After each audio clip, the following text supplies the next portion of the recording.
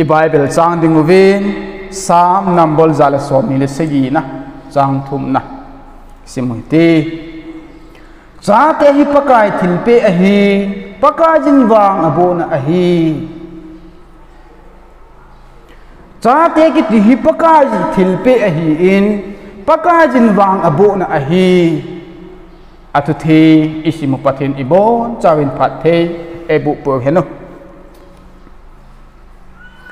cha te ni khu hi je in cha te ni hung ke padan her kham khamin chom cha ga se ti cha te ni khu hi wang siet ta in ni khodang bangin ni bi dangin te kana in nu te pa te ni bangin ahung podo ahi lo le ahung ke pat do dan hi se chen thejin aum po ne te kana achun nu te ni iti tengle Anna Jarvis in May 12 1907 kuma nu te ni ahung podo ahi pa te ni zong chun Sonora Smart Board in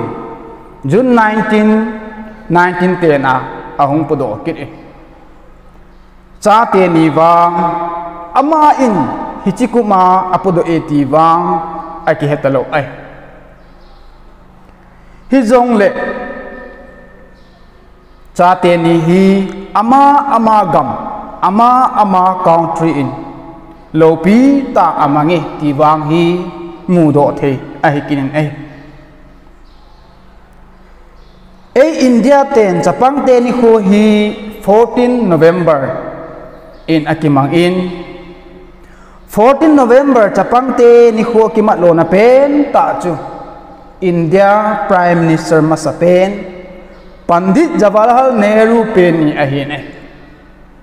ama in Japan ho ngai lu in Japan ho na kho kha in hiti hi ji chun apen ni khu hi Japan te ni khu tin India in Pandit Jawaharlal Nehru pin ni khu chu Japan te ni khu ti in India in akimangin ai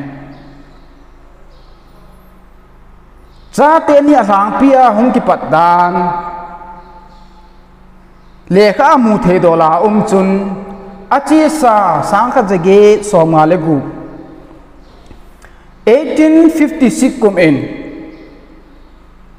Reverend Dr. Charles Leonard Kitepa him Chelsea University Church of Redeemer pastor pamala na in 1856 kumin chate ni jun tha ma ni be nan ma ong hi pantan ai chate ni hi Reverend Dr. Charles chun ama sapen ta in Rose Day tin anamin bo in ai aban kinin Flower Day tin a khel kitin tu ni chate ni ti he ahung hitan ai hitun kum 1950 pat in June 1st week hi International Protection of Children Day ti in van noi munchom chomin amang un ai ti jong li cha te ni kho hi November 20 Universal Children Day amat ai kinin ai hitapang achun cha te ni kho hi van noi le se na hin cha te ni kho hi anaki mang jong le ani khu thakhat che ani helo ai heje chun 2007 tunai cha 2007 pa in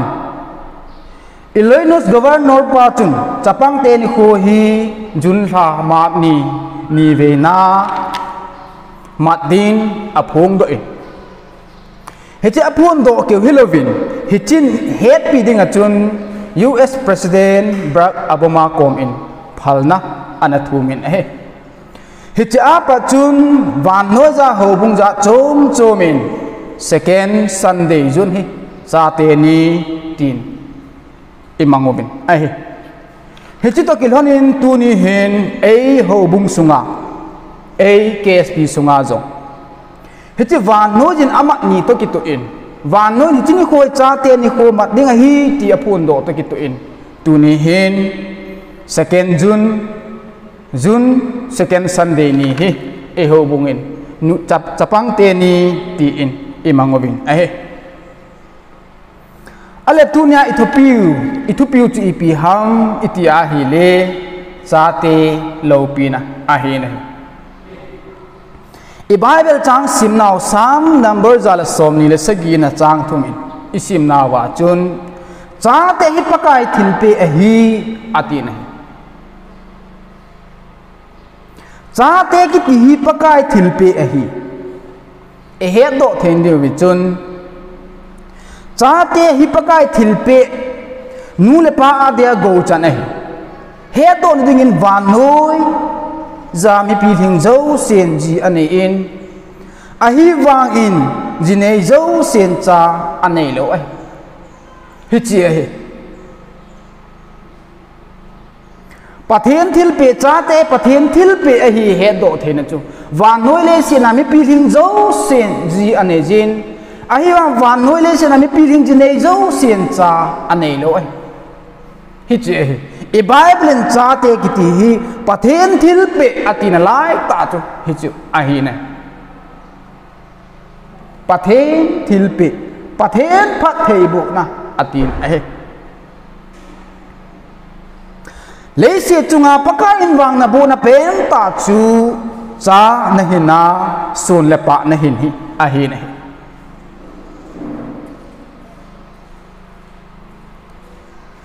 Hejat Genesis bung som ni le bung ni chang som le sigina chu pathin in Abraham ko mai pian sayam itrang phat thei anabu em nang ma phat thei kabu a atin hi na so na ti la van a siza le tui khang len panga nel de za hung phadi wa hi ati pe ne pathin in Abraham ko ma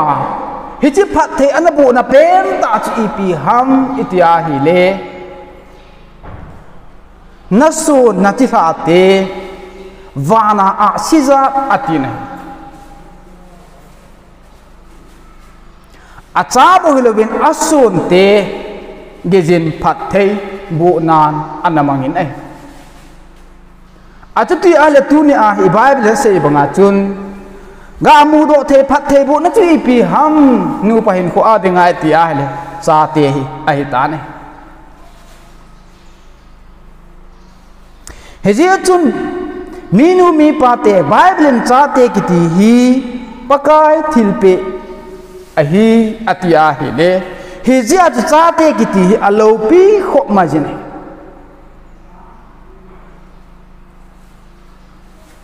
cha te ki ti hi pakaya kuna thilpe go chan hi je chun alopi khop majiti tuni hin ise do no bin ai leise na minu mi paten cha angai cha da dan hi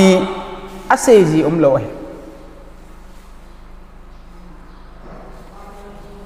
hichi minu mi pa in leise na cha hi ngai ta le zong le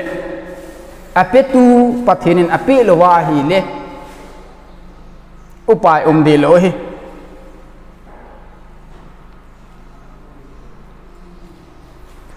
ga het thei dingin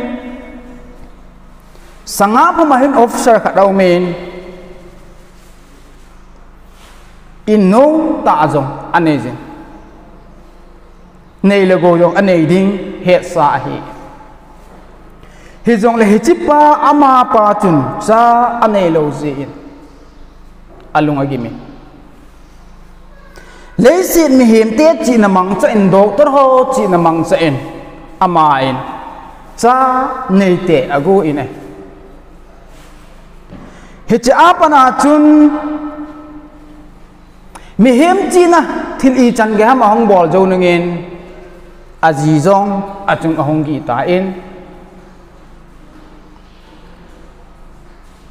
hichi anawa ding pha da hung gun phenin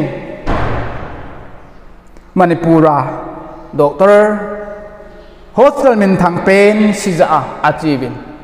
nào nei dinga chi nào vin hichilaya wang sir ta in acha chu 2 inch anei kha in acha te ni zong ahin khu abejin aji jiang zong ahin khu achan lo nai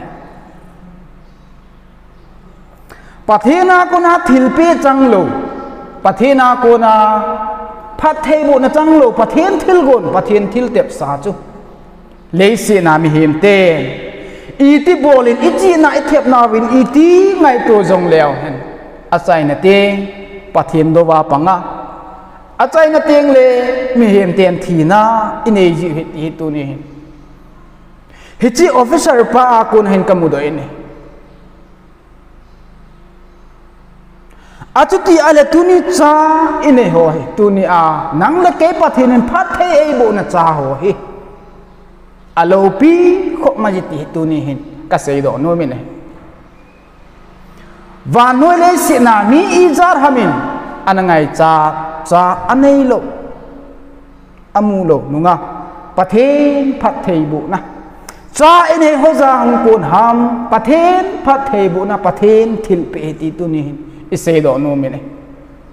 hi chu pathena ko na hung hi a pathen phat thei bo na hi a hi le